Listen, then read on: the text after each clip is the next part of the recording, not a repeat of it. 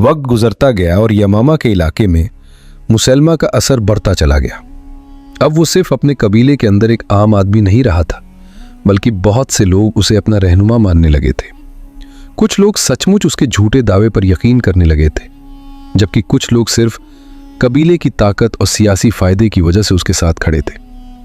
मुसलमा को जब यह महसूस हुआ कि अब उसके पास लोगों की एक बड़ी तादाद मौजूद है, तो उसका गुरूर और भी बढ़ गया। उसने सोचा कि अब वो खुलकर अपना दावा पूरे अरब के सामने रख सकता है। इसी घमंड में उसने एक ऐसा कदम उठाया जिसने सबको हैरान कर दिया। उसने फैसला किया कि वो सीधे रसूलुल्लाह सल्लल्लाहु अलैहि वसल्लम को खत लिखेगा। मुसलमा ने अपने आदमी के हाथ एक खत मदीना भेजा। जब वो खत रसूलुल्लाह सल्लल्लाहु अलैहि वसल्लम के पास पहुंचा तो उसमें लिखा था, मुसलमा रसूलुल्लाह की तरफ से, मोहम्मद रसूलुल्लाह के नाम, सलाम हो आप पर। इसके बाद ये कि मुझे भी नबूवत में आपके साथ शरीक किया गया है, इसलिए ज़मीन का आधा हिस्सा मेरा है और आधा कुरैश का। ये अल्फाज सिर्फ एक ख़त नहीं थे, ये एक बहुत बड़ी गुस्ताखी थी। जब रसूलुल्लाह सल्लल्लाहु अलैहि वसल्लम ने यह ख़त पढ़ा तो आपने बड़ी हिकमत और सुकून के साथ उसका जवाब दिया। आप सल्लल्लाहु अलैहि वसल्लम ने लिखा, मोहम्मद रसूलुल्लाह की तरफ से, मुसलमा तज़्ज़ाब के नाम, सलाम उस पर जो हिदायत की पैरवी करे। इसके बाद ये कि ज़मीन अल्लाह की है, वो अपने बंदों में से जिसे चाहता है उसका वारिस बना देता है, और आखिरकार कामयाबी मुत्तकी लोगों के लिए है। रसूलुल्लाह सल्लल्लाहु अलैहि वसल्लम ने अपने जवाब में साफ तौर पर मुसलमा को कज़्ज़ाब यानी बड़ा झूठा कहा। यह वही लफ्ज़ था जो बाद में इतिहास में उसका स्थायी नाम बन गया, मुसलमा कज़्ज़ाब। जब यह जवाब यमामा पहुंचा तो मुसलमा के अंदर की हट और भी बढ़ गई। अब वो खुद को सिर्फ एक नबी ही नहीं बल्कि एक ताकतवर हाकिम के तौर पर भी पेश करने लगा। इसी दौरान एक और अजीब वाक़िया हुआ। अरब में एक और औरत थी जिसका नाम सजाह था। उसने भी नबूवत का दावा कर दिया था। कुछ समय के लिए मुसलमा और सजाह के बीच मेलजोल हुआ और दोनों ने अपने अपने पैरोकारों को जोड़ने की कोशिश की, लेकिन यह गठजोड़ ज्यादा देर तक कायम नहीं रह सका। उधर मदीना में मुसलमानों को इस पूरे फितने की खबरें लगातार मिल रही थीं। रसूलुल्लाह सल्लल्लाहु अलैहि वसल्लम जानते थे कि ऐसे झूठे दावेदार लोगों के ईमान को कमज़ोर कर सकते हैं। इसी वजह से आपने मुसलमानों को बार बार ताकीद की कि दीन में मजबूती से खड़े रहें और ऐसे फितनों से बचकर रहें। कुछ ही समय बाद रसूलुल्लाह सल्लल्लाहु अलैहि वसल्लम इस दुनिया से पर्दा फरमा गए। आप सल्लल्लाहु अलैहि वसल्लम की वफ़ात मुसलमानों के लिए बहुत बड़ा सदमा थी। लेकिन इस मुश्किल वक्त में एक और बड़ी आजमाइश सामने आ गई। अरब के कई इलाकों में कुछ लोगों ने ज़कात देने से इनकार कर दिया और कुछ जगहों पर झूठे नबियों ने सिर उठाना शुरू कर दिया।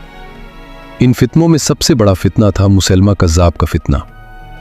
अब खलीफा बने हज़रत अबू बकर सिद्दीक़ रज़ी अल्लाहु अन्हु। उन्होंने फैसला किया कि इस फितने को ख़त्म करना ज़रूरी है, वरना यह पूरे अरब को गुमराही में डाल सकता है। यहीं से शुरू हुई वो मशहूर जंग जिसे इतिहास में जंग यमामा कहा जाता है। इस जंग में मुसलमानों की फ़ौज की कमान बहादुर सहाबी हज़रत खालिद बिन वलीद रज़ी अल्लाहु अन्हु के हाथ में थी। यमामा की ज़मीन पर दोनों लश्कर आमने सामने आ गए। ये जंग बहुत सख्त थी। मुसलमानों के कई बड़े कारी कुरान और बहादुर सहाबा इसमें शहीद हुए, लेकिन आखिरकार अल्लाह ने मुसलमानों को फतह अता की। मुसलमा कज़्ज़ाब अपने किले जैसे बाग में छिप गया था, जिसे हदीक़तुल मौत यानी मौत का बाग कहा जाता है। आखिरकार वहीं उसका अंत हुआ। रिवायत के मुताबिक उसे मारने वालों में वो शख्स भी शामिल था जिसने पहले ज़माने में हज़रत हमज़ा रज़ी अल्लाहु अन्हु को शहीद किया था, वहशी रज़ी अल्लाहु अन्हु। उन्होंने बाद में इस्लाम कबूल कर लिया था और कहा करते थे, मैंने अपनी ज़िंदगी में एक बहुत बड़ा गुनाह किया था, इसलिए मैंने मुसलमा कज़्ज़ाब को मारकर उस गुनाह का कुछ प्रायश्चित करने की कोशिश की। इस तरह वो शख्स जिसने नबूवत का झूठा दावा किया था, आखिरकार इतिहास में एक बड़ी इबरत बनकर रह गया। उसकी ताकत ख़त्म हो गई, उसके पैरोकार बिखर गए और उसका नाम हमेशा के लिए झूठ और गुरूर की मिसाल बन गया। ये कहानी हमें एक बड़ा सबक देती है। सच चाहे शुरुआत में कमज़ोर दिखाई दे, लेकिन आखिरकार वही कायम रहता है, और झूठ चाहे कुछ समय के लिए लोगों को धोखा दे दे, मगर उसका अंजाम हमेशा रुसवाई ही होता है। अब मुसलमा ये सिर्फ एक आदमी की गुस्ताखी नहीं थी, ये एक ऐसे फितने की शुरुआत थी जो अरब के एक हिस्से में तेजी से फैल रहा था। रिवायत में आता है कि जब मुसलमा के कासिद आपके सामने खड़े थे तो आपने उनसे पूछा, क्या तुम भी मुसैलमा को नबी मानते हो? उन्होंने जवाब दिया, हाँ, हम उसके दावे पर यकीन रखते हैं। ये सुनकर रसूलुल्लाह सल्लल्लाहु अलैहि वसल्लम ने फरमाया, अगर तुम कासिद ना होते तो मैं तुम्हारी गर्दनें उड़ा देता। अरब के उस दौर में ये रिवायत थी कि संदेश लाने वालों को नुकसान नहीं पहुंचाया जाता था, इसलिए उन्हें छोड़ दिया गया। इसके बाद रसूलुल्लाह सल्लल्लाहु अलैहि वसल्लम ने मुसैलमा के ख़त का जवाब लिखवाया। जवाब बहुत छोटा था मगर बेहद स्पष्ट। उसमें लिखा गया, मोहम्मद रसूलुल्लाह की तरफ से मुसैलमा कज़्ज़ाब के नाम, सलाम हो उस पर जो हिदायत की पैरवी करे। ज़मीन अल्लाह की है, वो अपने बंदों में से जिसे चाहता है उसका वारिस बनाता है, और अच्छा अंजाम परहेजगारों के लिए है।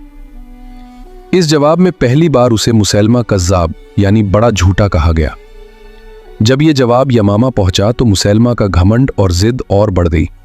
उसने अपने मानने वालों के सामने इस मामले को ऐसे पेश किया जैसे वो सचमुच रसूलुल्लाह सल्लल्लाहु अलैहि वसल्लम के बराबर का दावेदार हो।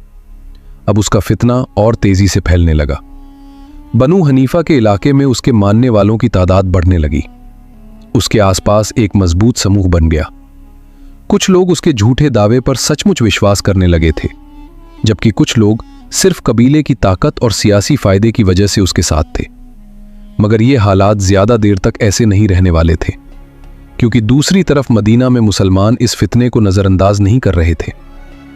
थोड़े समय बाद रसूलुल्लाह सल्लल्लाहु अलैहि वसल्लम का विसाल हो गया। ये मुसलमानों के लिए बहुत बड़ा सदमा था, लेकिन इसी मुश्किल वक्त में अरब के कई इलाकों में बगावतें शुरू हो गई। कुछ कबीलों ने ज़कात देने से इनकार कर दिया और कुछ जगहों पर झूठे नबी सामने आने लगे। इन सब में सबसे बड़ा और ख़तरनाक फितना था मुसैलमा कज़्ज़ाब का फितना। उस समय मुसलमानों की क़यादत अबू बकर रदियल्लाहु अन्हु के हाथ में थी। खिलाफत संभालते ही उन्होंने फैसला किया कि इन फितनों को ख़त्म करना ज़रूरी है, वरना इस्लाम की एकता को ख़तरा हो सकता है। इसी मकसद से अलग अलग इलाकों में फ़ौजें भेजी गईं।